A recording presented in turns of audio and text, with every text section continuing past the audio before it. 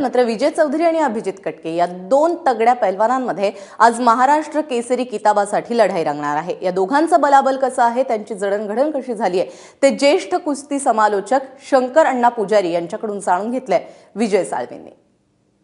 अण्णा, महाराष्ट्र केसरीच्या या कुस्तीकडे तुम्ही कसं बघताय? अतिशय तगडी कुस्ती आहे। एक अनुभवसिद्ध मल्ल डबल महाराष्ट्र केसरी विजय चौधरी थंड डोक्यानं लढणारा आणि समयसूचकता त्याच्याकडे आहे। त्याचबरोबर खालून वरती वेगात आलेला एक उमदा पैलवान 21 वर्षे। तर अभिजित कटके एक संपूर्ण महाराष्ट्राचं आशास्थान झालंय। आताच्या कुस्त्या बघून वाटा लागलंय की हा पोरगा चांगलंच महाराष्ट्राचं नाव झळकवणार।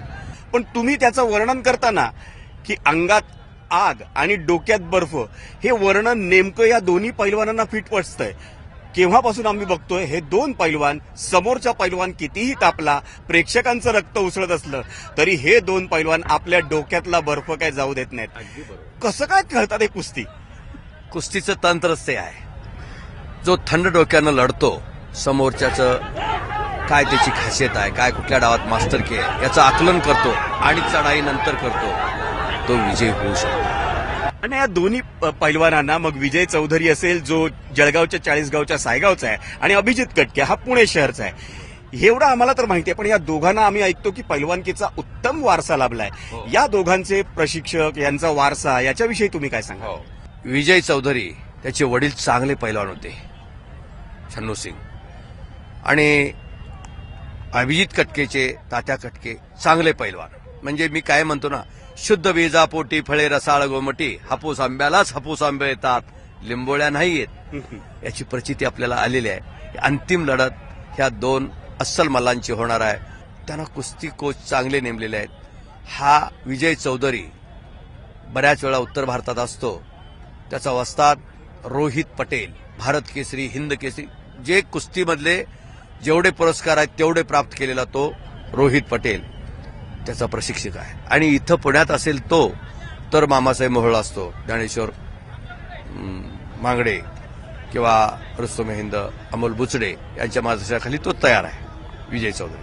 आणि हा जो नवीन बिलवा पोरगा आहे अभिजित कटके, त्याचे वडीलच चांगले पैलवान आहेत, ते स्वतः मार्गदर्शन करतात। आणि दुसरे वस्ताद त्याच्यावर ठेवले आहेत भारत म्हस्के नावाचे, पंढरपूरचे आहेत, ते इथंच असतात। तर त्याची उत्तम सोय त्यांनी केलेली आहे। दोन्ही चांगले घराण्याची पैलवान आहेत। अभिजित कटके तर अतिशय श्रीमंत घराण्यातला पैलवान, काही त्याला कमी पडणार नाही मागून तरी। आणि परमेश्वरी देणगी दोघांना मिळाले, उंचे पोरे तगडे पैलवान आहेत। प्रयत्नाबरोबर नशिबाची साथ असावी लागते। प्रयत्न, प्रार्थना आणि प्रतीक्षा, प्रयत्नात कसूर करून चालणार नाही। देरे हरी खाटल्यावरही होणार नाही। स्वतः मेल्याशिवाय स्वर्ग दिसणार नाही आणि टाकीचा घाव सोसल्याशिवाय देव पण मिळणार नाही, हे तर खरंच आहे। पण देव आणि दैव, देवाला एक मात्र असतो पण दैवाला दोन मात्रे असतात। दैवही बलवत्तर असावं लागतं, कुठं हातापायाला लागायला नाही पाहिजे। तर हे जर झालं तर खरंच महाराष्ट्राचं म्हणजे यात भाग्य दिसतंय। आज वरची आशा करायला काही हरकत नाही, अगदी ऑलिम्पिक पर्यंत सुद्धा जाऊ शकतात ही पोरं। चांगलं लक्षण हे म्हणायला लागेल।